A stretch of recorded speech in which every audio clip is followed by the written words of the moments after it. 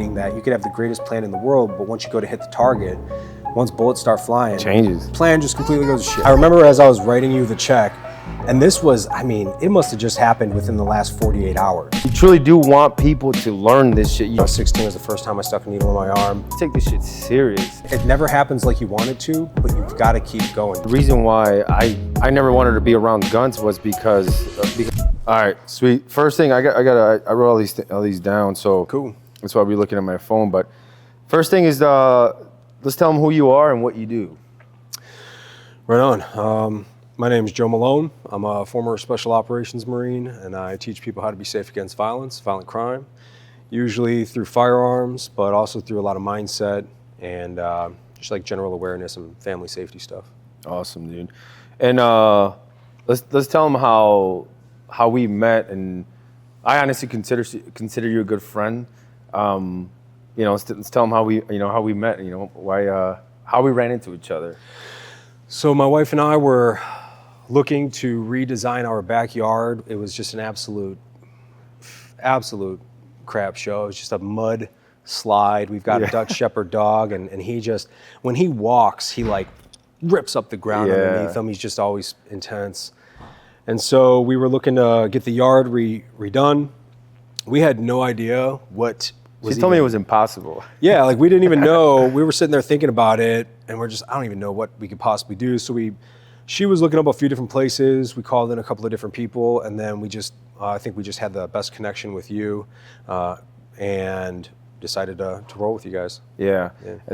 So we redesigned that whole backyard, pretty badass. I remember at one point you were like, you know what, dude, I think before we started the design process, you were like, honestly, my other option is just selling the house and starting from scratch. Yeah. And I don't know why. I do know why. Just because I've been doing it for a long time. I had the vision for it. I remember, cool thing is your wife was pregnant at the time, so now you have a little boy that you're talking about running around. Yep. She was pregnant with him, right? Yeah, she was. Yeah. She was pregnant, so. Yeah, she had just gotten pregnant, actually. Yep. Yeah, so it's pretty cool, but yeah, I think I remember the very first time that obviously the connection was there right away. But I think the very first time that I really felt that connection where, I realized you were, other than inspiring me, right? You were a genuine person. It was just, it's like the first day my media guy, I think it was the first day we were starting, and then I told you I was in the front. You opened the door, and then, you opened the door, and you're like, hey, come inside. And even my media guy said, man, he was just really. We felt that connection. Even him, he's like, man, he's a nice guy, dude. And just, I remember that day we talked a lot. I think we talked a lot more than we usually talked before. And I really realized, like, man, he's, as we talked, and I feel like we had so much more in common. And I thought it was a pretty cool connection. And even I remember as soon as I got in the car, I called Stanley. I was like, man, this is a blessing. Like, obviously, all the work and all that's cool, but, I think in the last few years, what I've been treasuring the most is the connections I've been making along the way. Mm-hmm. And I was like, dude, this is a pretty dope connection we just made. Even my media guy asked him, I was like, man, he's a fucking cool guy. And I just thought it was pretty cool, right? Because just right off the bat, you really made me feel some type of way. You inspired me. And I was like, man, dude, which is why we're here today, right? Because I really, like I said, you inspire me in many ways. And I feel like we have a lot in common. So it was pretty dope. Like I said, to me, that was the time where I'm like, man, I like this guy. Cool. So pretty dope. So we'll get into. So can you describe a time where you had a major setback and how you overcame it? Because I know you're big on these things, and I know even just watching some of your reels and talking to you, I know that's. I know you've been through a lot, and so can you talk about one major setback and how is it that you overcame it? Only one. What? Only pick one one. major Pick setback. one, or pick a few. Man, so probably the biggest one most recently. I mean, dude, this, so we've talked about this. Where I used to shoot up dope as a kid. Like when I was 16 was the first time I stuck a needle in my arm. Did that for like 2 years. Joined the Marine Corps, and even throughout that whole Marine Corps process, even though my life was technically on the upswing, there were so many different major fallbacks and major lessons really to just be learned along the way. But even through all that stuff, I would say the one of the largest setbacks I've ever had was actually pretty recent. It was almost a year now, and this was when we first started meeting as well. Yeah. All my money got stolen again. Had a business partner. We were kind of doing a separate thing on the side. It was for technology, and I didn't know much about it, which, you know, Warren Buffett always says, if you're going to invest in something, make sure you know how it works. I didn't. It was very, very lucrative. I mean, we were making a lot of money very quickly, and him and his brother decided to try to steal all the money, and they did. They stole everything that we had. And this is right after coming back from losing everything, because ever since I left the Marine Corps in 2019, I lost all my money. Initially, high risk stock options trading. Actually, that was responsible for 3 of the major losses. I remember you told me about that too. Yeah. Yeah. Because I would do great, and then I would literally lose it all in 2 days, like hundreds of thousands of dollars, like hundreds. I lost 95 grand in 1 day, and then 85 the next day. I was laying on my bathroom floor, staring up at the ceiling, just a tear was just strolling down my face. A roller coaster, man. Yeah. And so now I just gotten out of $260,000 of debt. I had just gotten out of that, joined in this venture with this guy. We're making a bunch of money, and then all of a sudden, all the money's gone. And to be honest, had we not, I like to consider myself a man of my word, where if I say I'm going to do something, I do it. Had we not had the meeting when we had it, I would have never gone through with that yard project even. Dude, I was asking you, when you told me this, I'll never forget, like I said, I called Stanley after that too.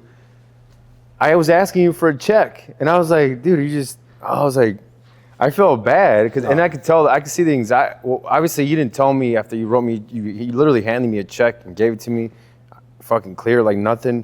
But I could tell the anxiety in you, and you were just like, man, you just looked at me and you're like, dude, somebody just stole all my money. And I'm like, fuck.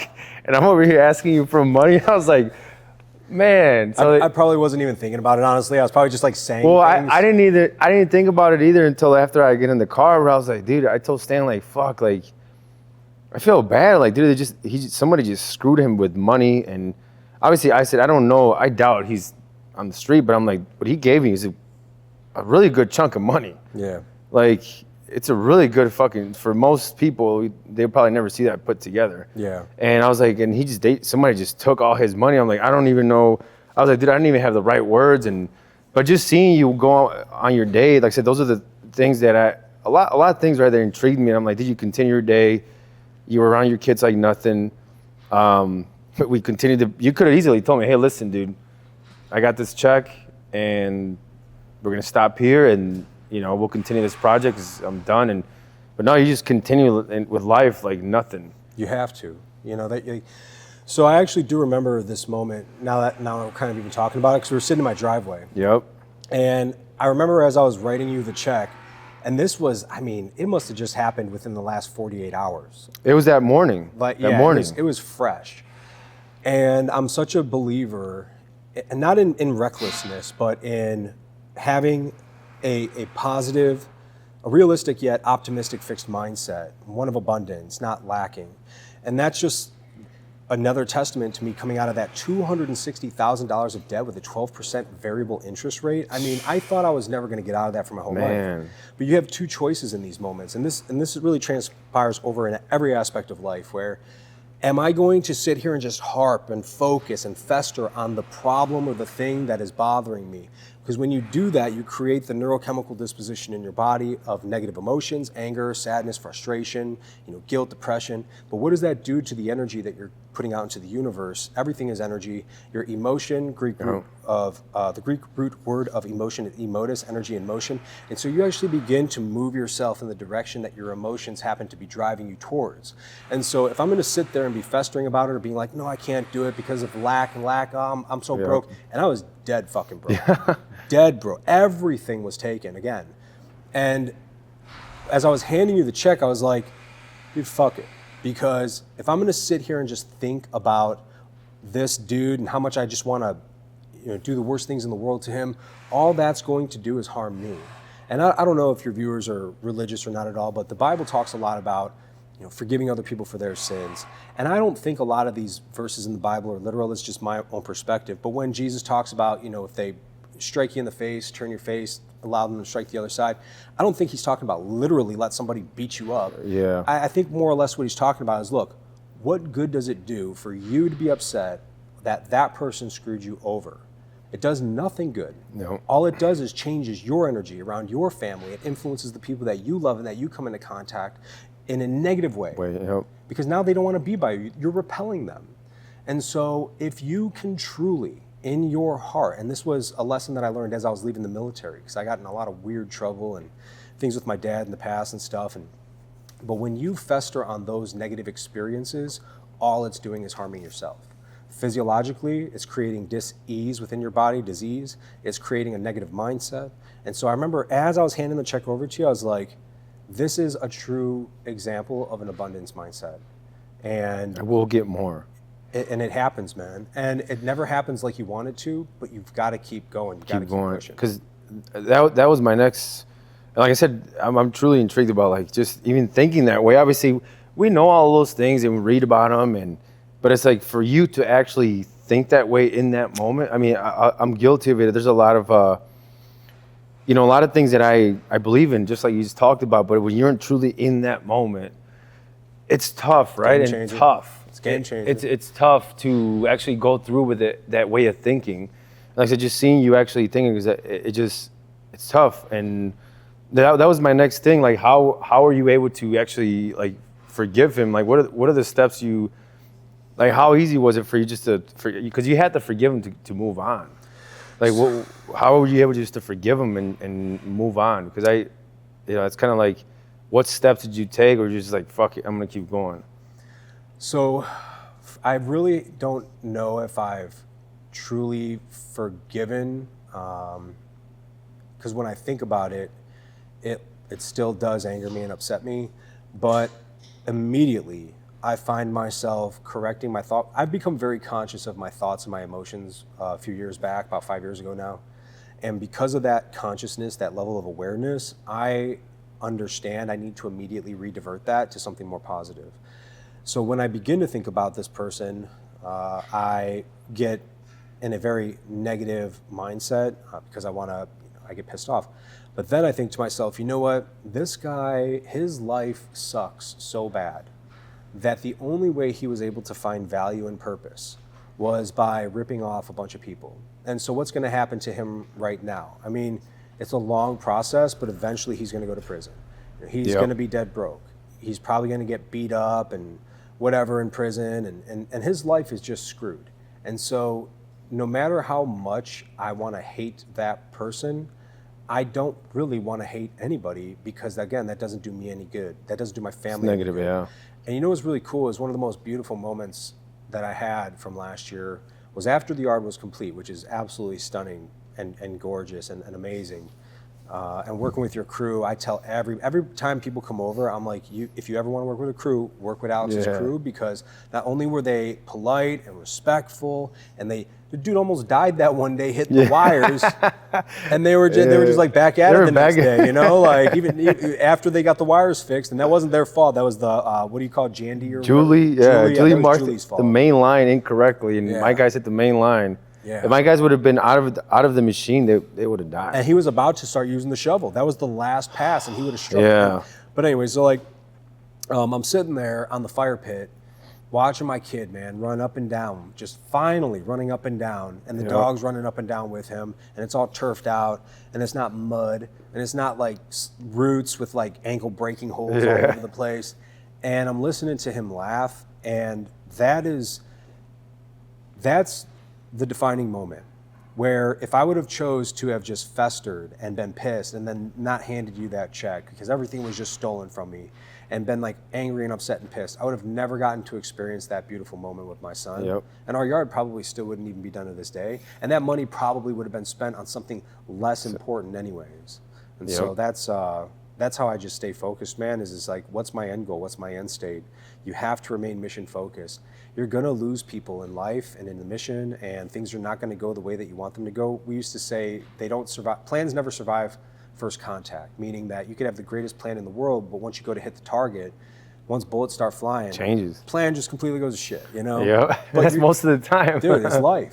But your ability to adjust and adapt and be flexible, that's what's going to determine your ability to be successful in life. And that's how people are capable of reinventing themselves. I liked it, man.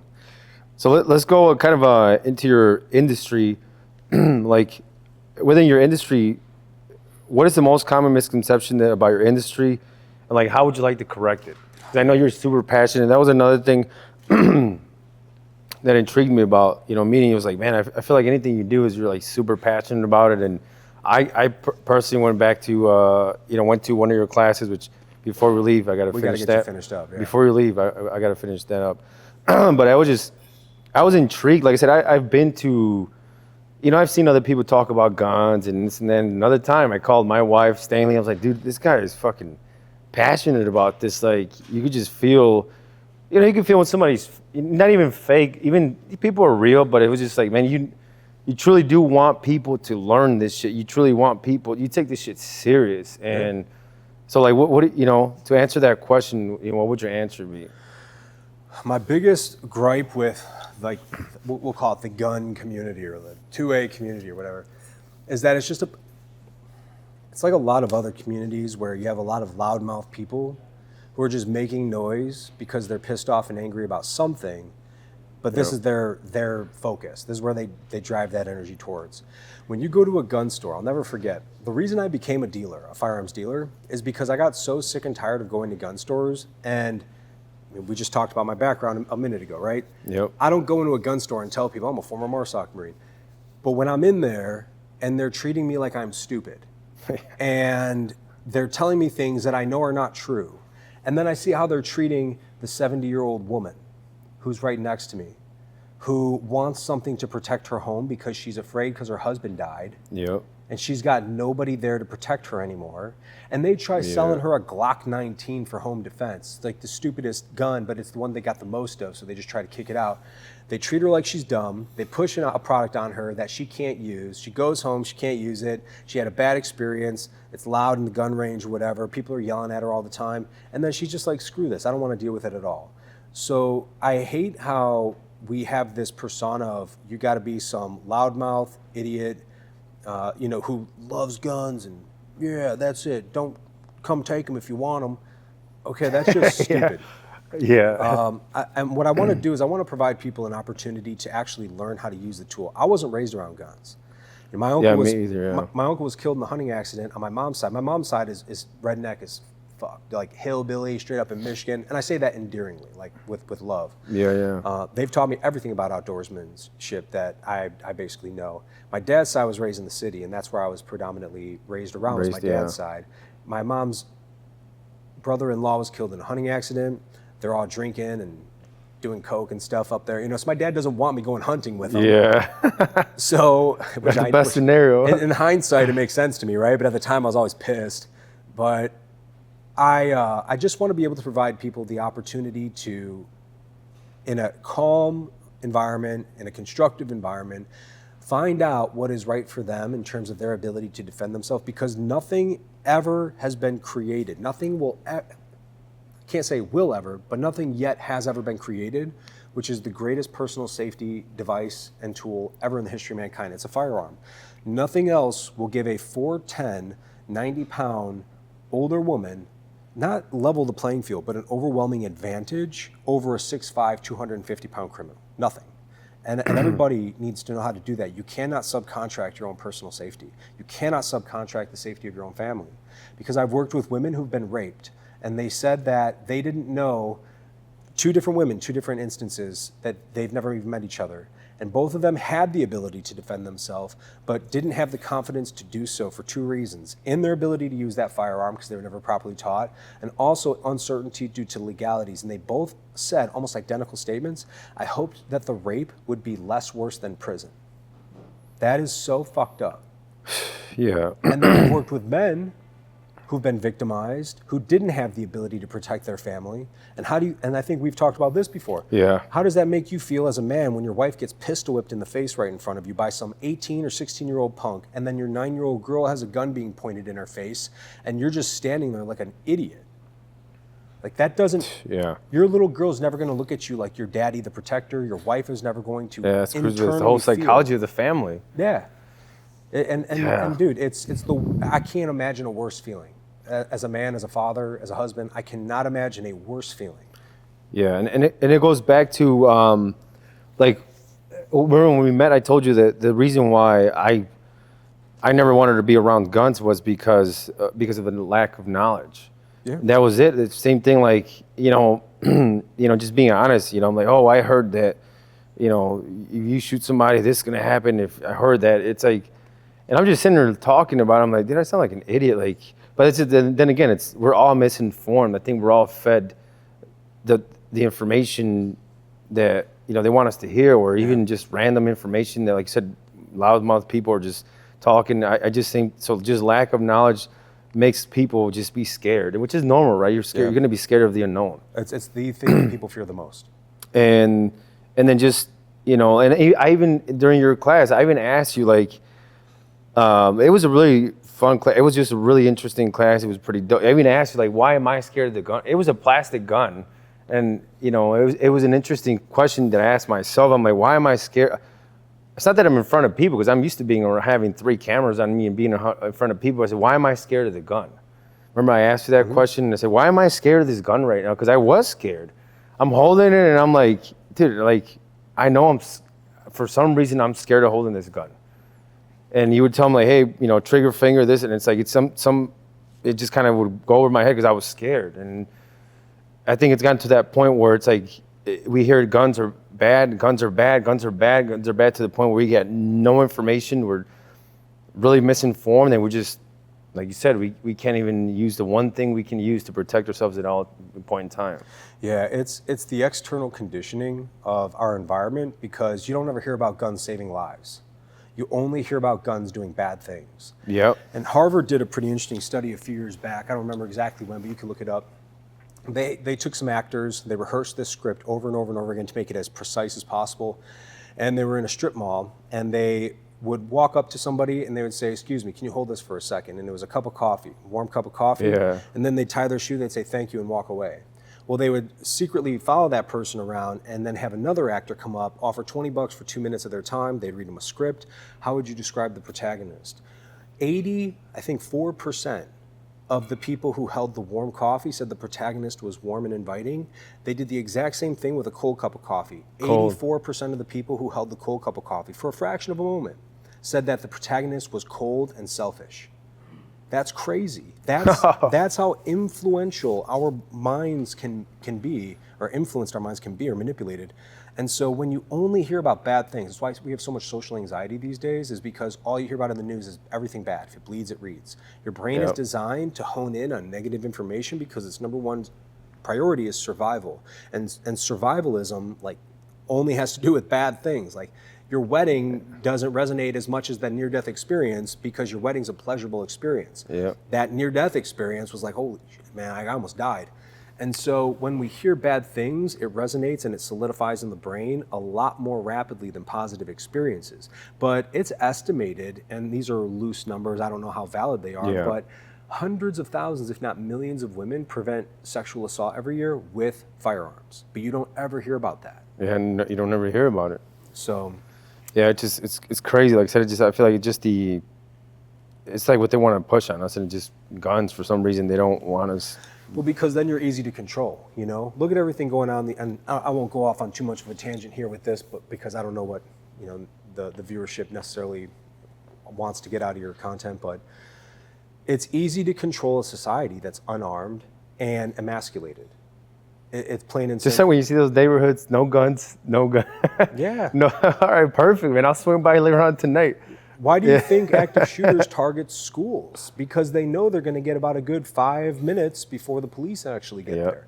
Every active shooter situation is stopped with what? A gun, whether it's the shooter inflicting it upon themselves, whether it's the police officer showing up with a gun, or an armed citizen shooting someone with a gun. And I get it. It's unfortunate. If we could make the world a beautiful place and get rid of all the guns, sure, why not? But that's not reality, and it never has been. With swords, spears, stones. I mean, Cain killed Abel with a friggin' stone, I think, so. Yeah, it's just not reality. But let's go into the next one. Would you mind sharing a pivotal moment that really shaped the path you're on today? Because I know from today to even a few years back, I feel like you were in a whole something had to had happened for you for that to something to trigger your brain that telling you we have to pivot. I do. I almost killed myself when I was. So when I was in the military, I mean, 13 years, 7 deployments. I had done some really just stupid things that got me into a lot of trouble, and I had a lot of survivor's guilt. A lot of the guys that I was in charge of, well, actually, all of them ended up dying because of a choice. Well, not because of a choice that I made, but I should have been on the aircraft with them, and then I got pulled off that aircraft, and the aircraft ended up crashing. And so that stuck with me a lot, still always will, but it's just a different stick with me now. And so as I was getting kicked out of the Marine Corps, I just felt like the whole world abandoned me. I was going to shoot myself. I put a gun in my mouth every single day for, I don't know, like 5 months, something like that. A lot of prescription meds, a lot of drinking. And one night after one of these crazy episodes of just, I don't know how I didn't pull the trigger that night. I just was like tired of feeling that way.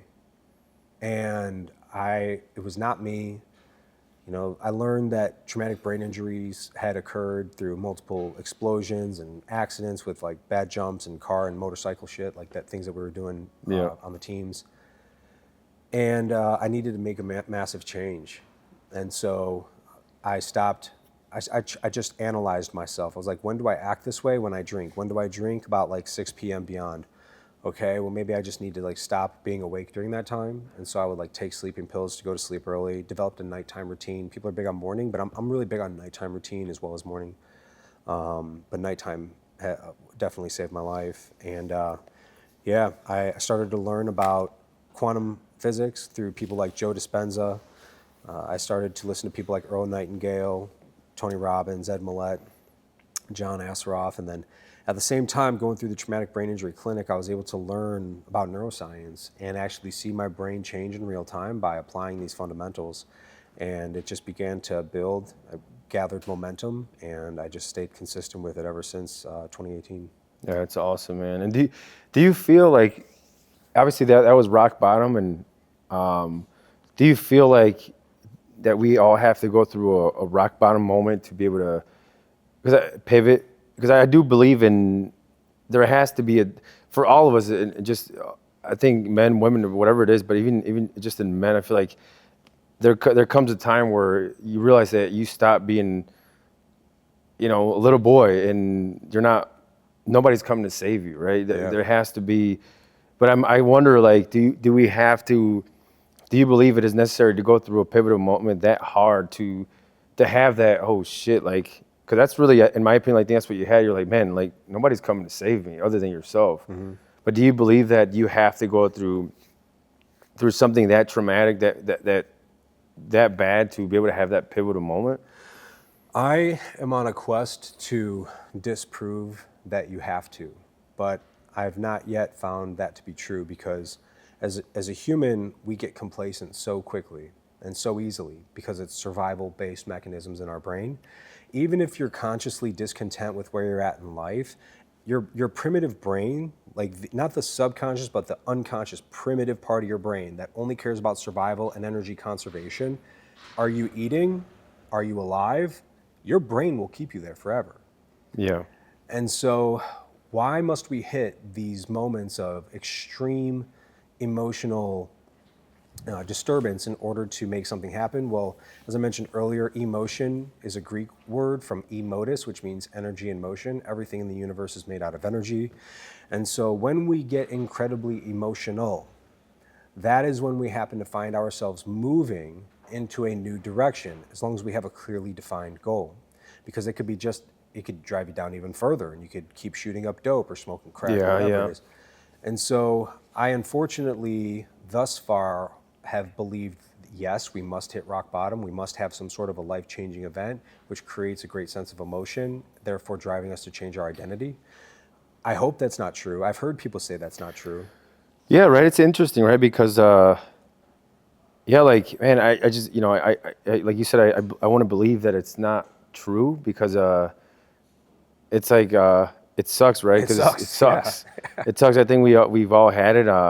It's happened to me, quite recently to where a point where you're like, and what's crazy is I think it hit me where I thought I had everything in order and I thought I was going the right path, but like you said, you hit rock bottom. You're like, holy shit! Like it was just one of those things where a lot of times you're going through it subconsciously and you're avoiding it. Yeah. And I think that's a more common approach for a lot of people, a lot of society, where like, dude, you think you're doing fine, but it's actually the one thing you're avoiding and leaving behind you that's gonna whoop your ass. And Yep. it could be, like you said, a year from now, it could be 5 years from now. And it just sucks, right? It really sucks when it happens. And like I said, to your point, I've yet to meet somebody that was able to have that pivotal moment without having to hit, rock bottom, where it's like I said, yeah, maybe we gotta stay on that journey and find that one person that really, because I've even met people that have had really successful, people around them just in life in general, not money, but it's like, and they still have to somehow hit rock bottom, right? Yeah. So it's like, man, like I said, something pretty interesting. Like I said, that's why I wanted to get your opinion on it to see if, you had a different answer. So I think this is a pretty cool one. If you can go back in time, I guess you could probably gonna ask how much time, but just even in your 20s, right? Because I asked my wife this one, and she's like, "Well, how much time?"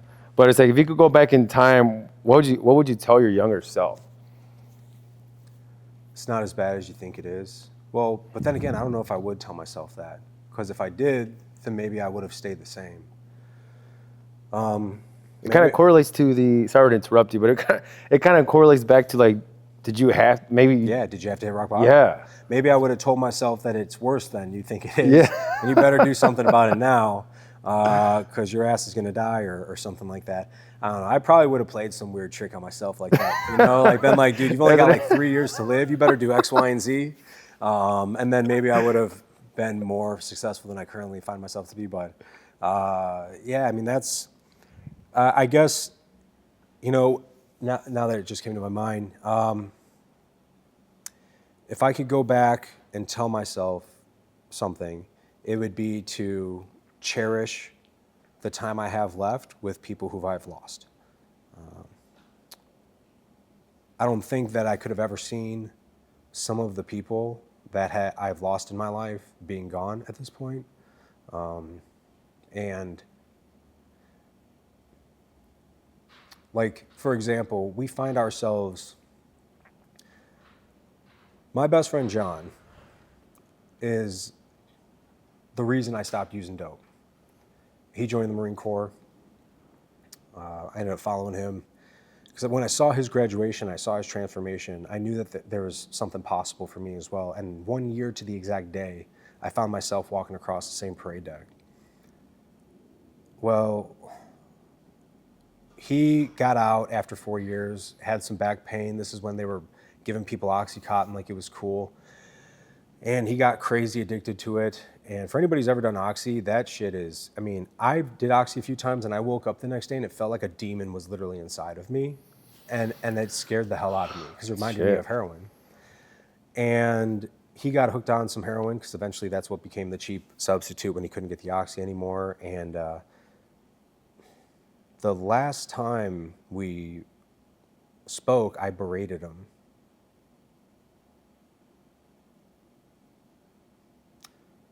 And I probably said the worst things to him that I've ever said to him in my entire life. And if I can go back and tell myself not to do that, I would. Yeah, that's deep, man. That's deep, and I think, like I said, we all have some of those deep moments, and we're going to have even more of those moments, and that's why it's pretty interesting to, even right now. Obviously, I don't feel like we're not old, so it's like, to me, it's interesting to see. That's why I asked that question, because it's interesting to see that we have yet to live a long life. We have so much to live, right? Yeah. And we already have so many of those moments of like, man, I would tell myself so many things like that, right? Like, and it's like I said, it's I don't know. That's why I like to put it out there more of, to have people be more aware of those, and even for myself, right? For myself as well. Just like you said, be more conscious of, I could be gone shit, I could be gone tomorrow. Today. You could be gone today. You could be gone after this on the drive home.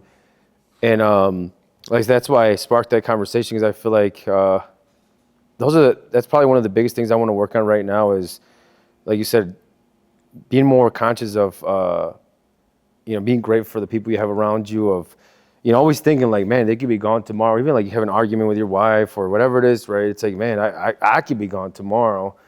And just like you said, trying not to have those moments where we're going to regret. I think we're always going to do things that we regret, right? Like it is what it is.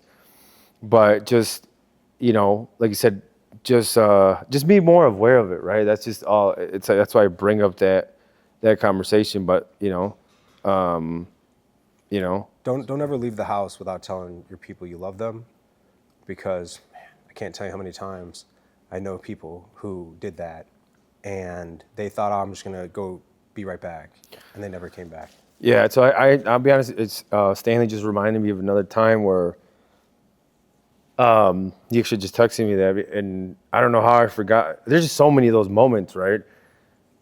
Like we were, quick story. We were, and it was one of those times where I started to think like that. And this is how many years ago? Maybe 3-4 years ago. So we decided to do a podcast. I rented the Trump Tower, a room, and Nice. did a podcast. I love that place, man. Yeah, we got in the habit of going there like every week last summer. But anyway, so right, we did the podcast, everything was cool, and then we decided to walk around, and we're getting back to get in the car, into the parking garage to leave already, and then everything was blocked off, and then we didn't really know what was going on, right? In Chicago, there's always something going on. They're blocked up, they blocked off the entrance. Stanley's like, I don't know what, and then I look over, I'm like, dude, Stan, I think they're carrying a body. Well, that was when that rapper got shot right out in front of Trump Tower or something, right? Well, no, actually it was, we later found out when we got back home. I was at the gym. Stanley's like, dude, did you see what that was? So what happened was, we had just walked out of there, and as we were walking out, a guy jumped from the top balcony to the ground. He committed suicide. That was one of the times where like stocks went. It was due to it was like when the stocks dipped and all that shit went crazy, and he fucking just jumped. And I remember that at that specific time, I was really feeling overwhelmed about business, and like it was a big pinnacle point for me in business, where it was tough times for me, like really mentally like tough, and like I said, it just made me realize like, man, like, it's like you said earlier, it's like man, that could have been me. Like, what if I was in that state of mind to where, like you said, you drive out and it could be you're not coming home today. Yeah. Like that guy drove out of his house, went into it, and he probably went there to relax and chill out and cool off, and then he's probably not going back. He just drove out of his house and he's just never gonna come back. Yeah.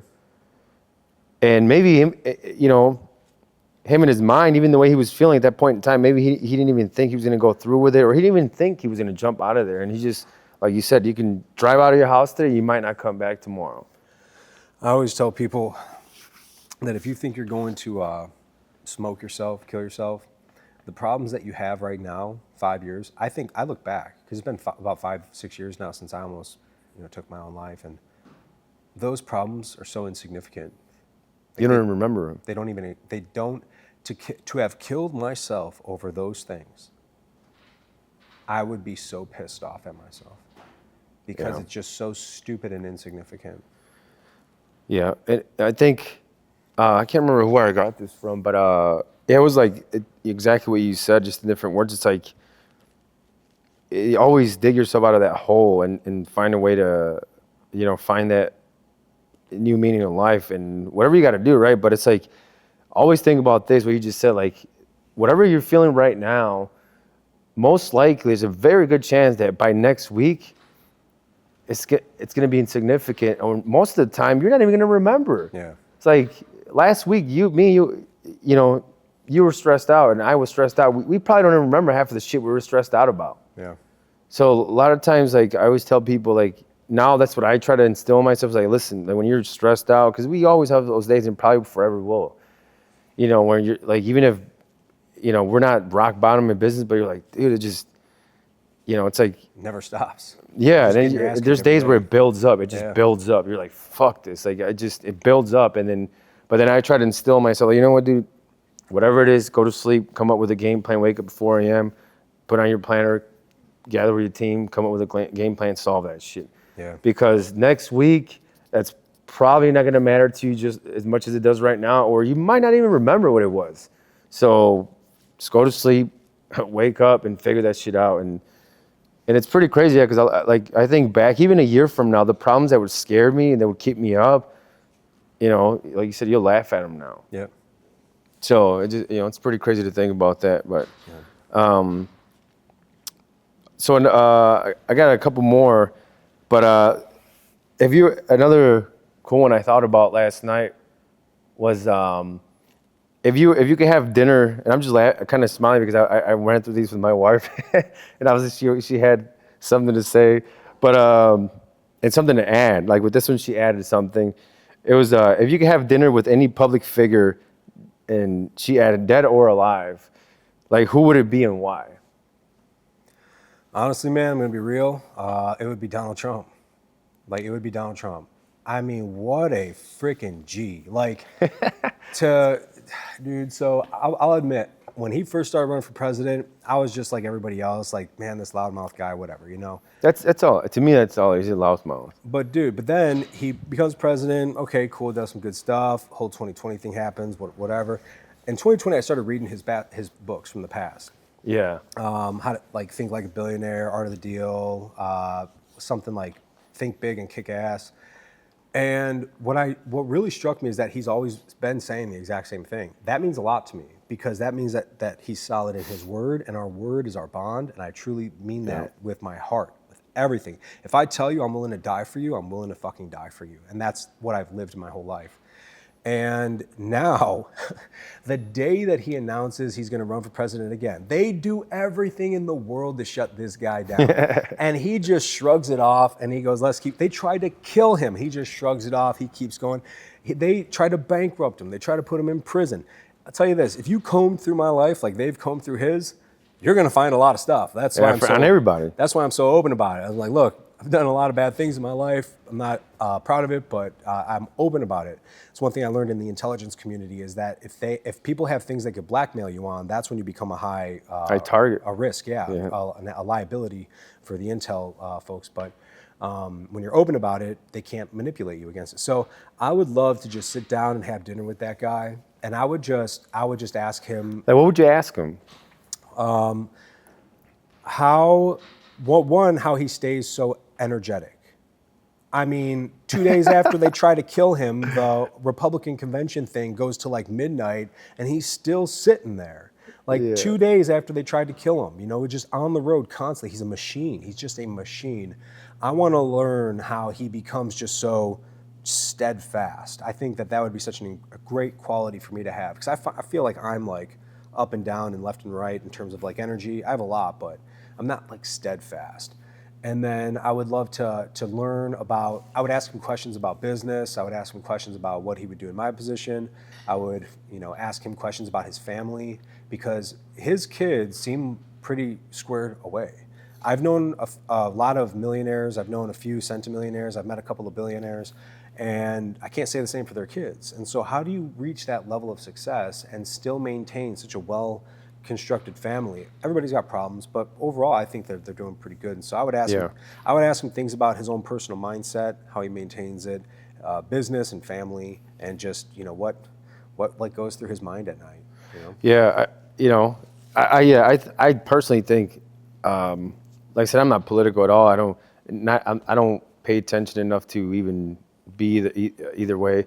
I just to your point, I think he's a very smart man, and he's just a loudmouth, and you know, it's like, Comeback king at this point, man. That you is know, crazy. it's like at the end of the day, like I said, he just, you know, as far as the political, like as a person, I respect him.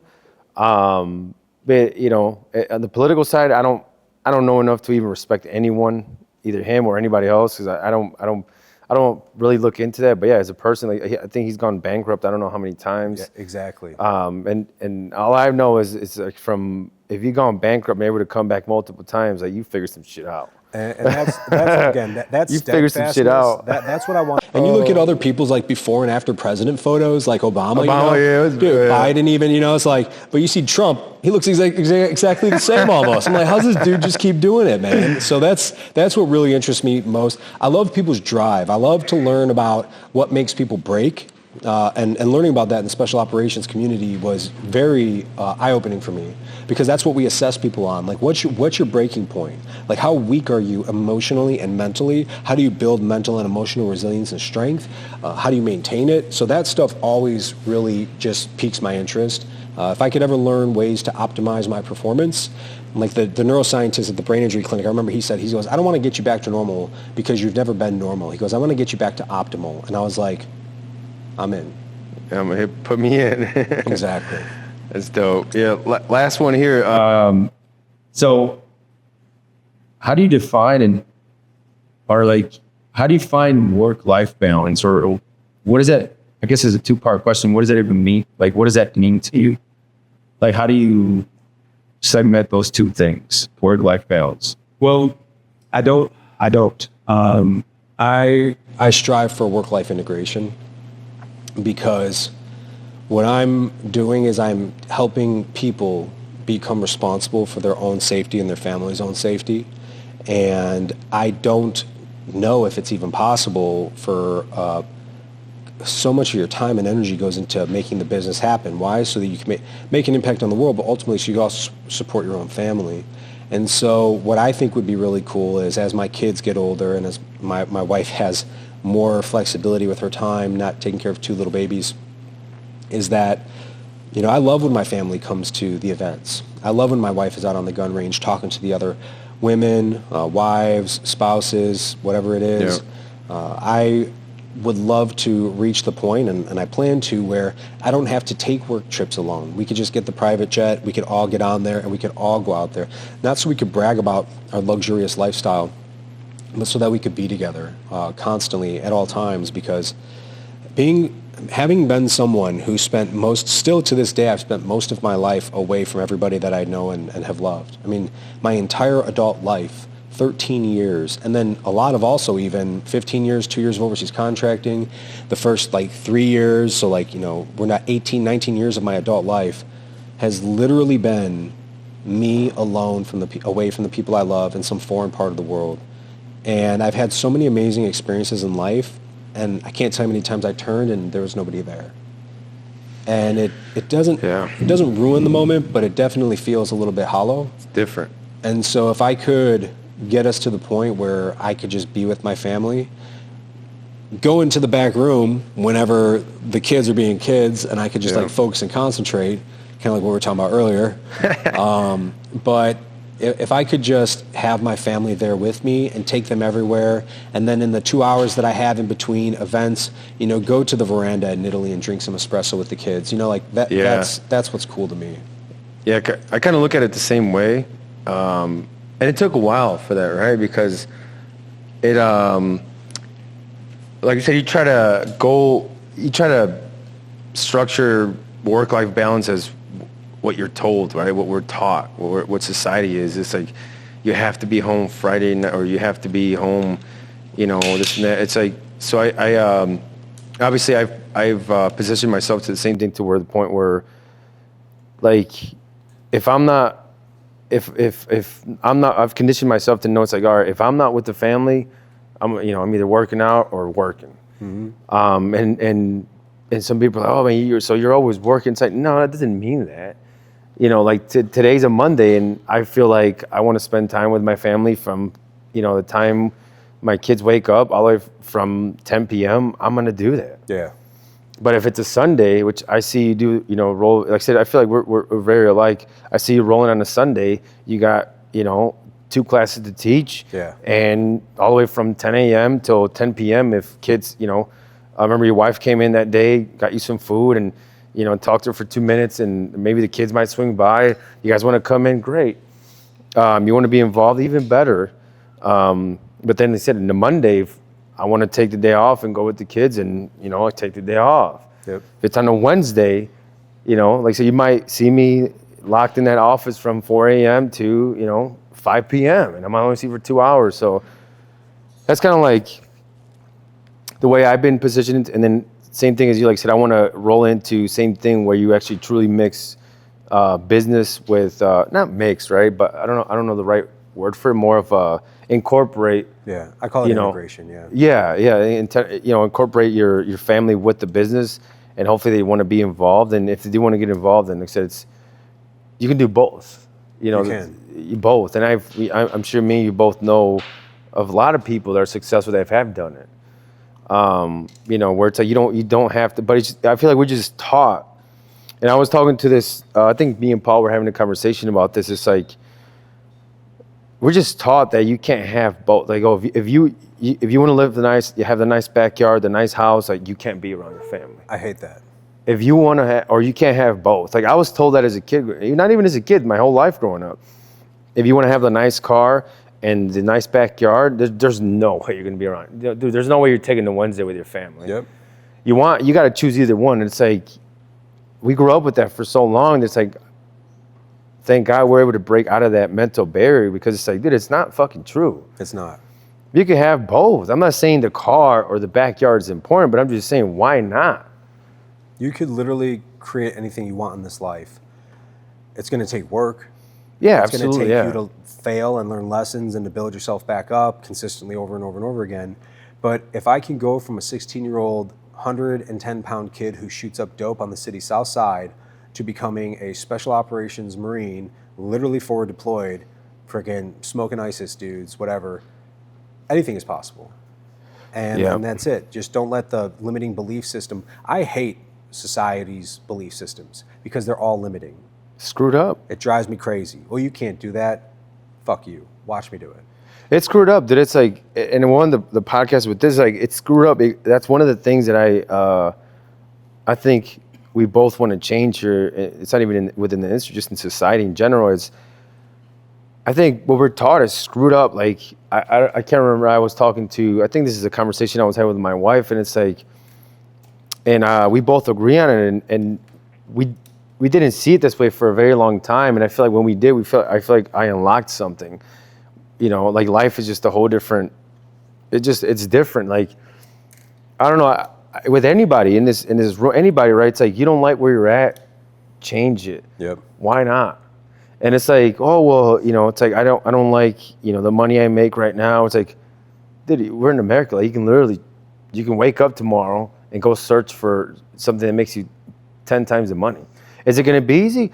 Absolutely not.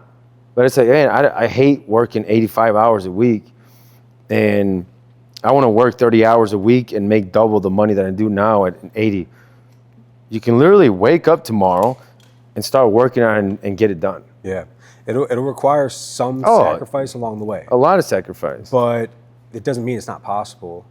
And that's really the unknown. People are changing up what they're so consistently used to, and it holds them back in place, and they're not surrounded by the right people, and that holds them back in place. The crab leaving the bucket gets pulled back down by the other crabs, and our limiting belief systems, based off what we've been conditioned to believe since we were children, all negatively influence people's desire to break out of the matrix, if you will. The norm, yeah.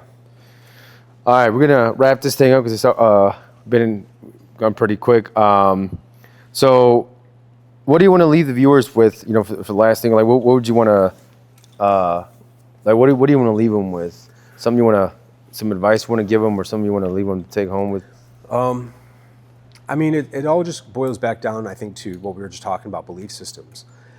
You your brain, your mindset, your paradigm has been conditioned since you were born and in your mother's womb, since you were conceived. And if your parents aren't living the exact version of the greatest life that you see possible, then that means you are conditioned to have a limiting belief system, and it's going to require some work to break free from that. What you must do is you must do something new with your life physically within your day in order to change your mindset, in order to see things from new perspectives. If you want to change your mindset, change your belief system, change your perspectives, my recommendation to people, and this is something that I've learned in my life, is reinventing myself, is to learn how to defend yourself. Learn how to defend your family. Don't subcontract your kids' safety. And in fact, I honestly am to the point now where it's like, if you have a family and you just hope nothing bad happens, most people are good people, 100%. But that's so reckless. That's like putting your kids in the backseat of the car and just ghost riding it and saying, I hope it gets to the destination. It's like crazy to me.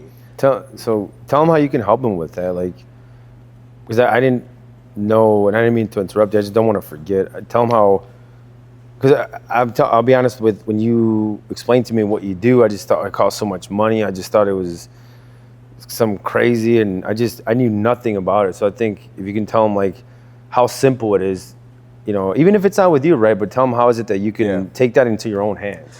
Yeah, I mean, if you want advice on how to purchase a firearm, then give me a call, or joemalonetraining.com is where people could find me. Instagram is Joe Malone Training. That's what I guess I'm most active on, if you will. And I got 6 considerations. I put all this stuff out there. Put your best stuff out there so that way it could help people. And then if you guys want to work, get your concealed carry license in the state of Illinois.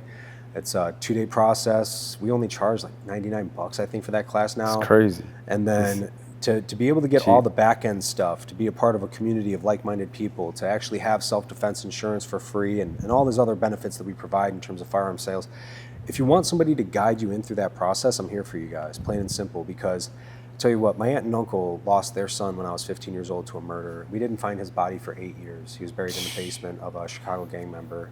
And every day that I see my aunt and uncle, to this day, every day that I see them, they are always going to be just riddled with the pain of losing a child. And if I could ever help one person avoid that, if I could help one woman avoid being raped, if I could help one man avoid having his family get victimized, then I'm here for you. And it's not your typical gun environment. I tell you guys, if you come to me and you don't learn anything from my experiences and what I've accrued over the years, then I'll just give you your money back and I'll tell you I'm sorry, but that's not going to happen because I give a damn. And that's the first step I think that people could take if they want to begin to change their perspective. I think it's the most impact they could have on their own personal life, because nothing beats personal safety and security or family safety and security. And then it'll also kind of open up your mind to a different viewpoint and allow you to see things a little bit differently. Yeah, and I can vouch for that. Like I said, I was there. I'm going to go back for my second day here. We're going to set it up before we leave. But yeah, the one day I was there, I was almost, like, I feel like I watched like a 10-hour movie, because it's like the amount of information. It's not just about a gun.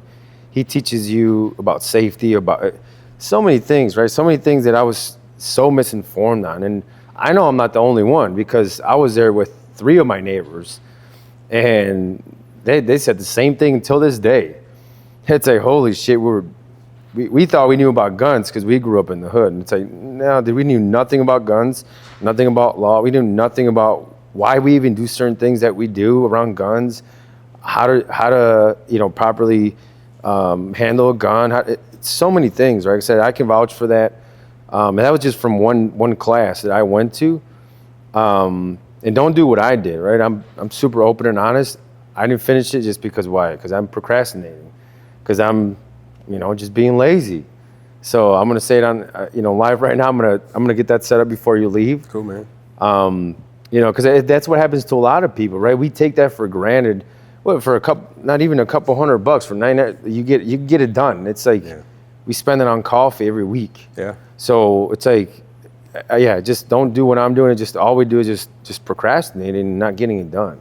I'll kind of really quickly. I had this young woman, she's 23 years old, come to me a couple of months ago. She said, Joe, she's a pretty woman who lives in the south side of the city, and she goes, I'm just afraid that I'm feeling like there's something coming, you know, like the social situation she's been in. She just felt like she was in danger. And I actually gave her, I said, all right, come in for the concealed carry class, but you need to sign up for the Lethality University, the program that exists afterwards, so that you could train every month. She goes, okay. She comes, she takes the concealed carry class, and then I don't hear from her. And I tried calling her, and I get a call back from her. This happened last week. And it's her sister, who I've never met, calling me from her phone. She got attacked. She was She out. die? She didn't die. I didn't really try to dive too far into the details. It was something sexual. I don't know if she was completely raped or just beaten and attempted rape. It was one of those two. Man. And man, I felt bad that I didn't push her more to do the training faster. I felt bad, and I still do, you know, with that. It's just like, because we don't want to be too salesy or push people too hard. Yeah, yeah. But we're talking about life, you know, and that's, I just encourage people, don't subcontract your own personal safety to chance or to somebody else. Yeah, don't take it for granted. But another thing I do want to talk about is the last thing I have here is the event. So we are going to have our Modern Day Contractor event May 24th, and we're going to have you there as a guest speaker. Yeah. So for the people that also, I was hoping that obviously we'll talk about more details, but I was hoping to have you have a booth there if possible, if the date works out. I know you have many other events to go to, and I know you said you can swing by and do a quick speech, but you know, if you can have a booth, that'll be awesome. So that way, like I said, people get more information. Mm-hmm. Yeah, I'll be able to have some of my guys there probably.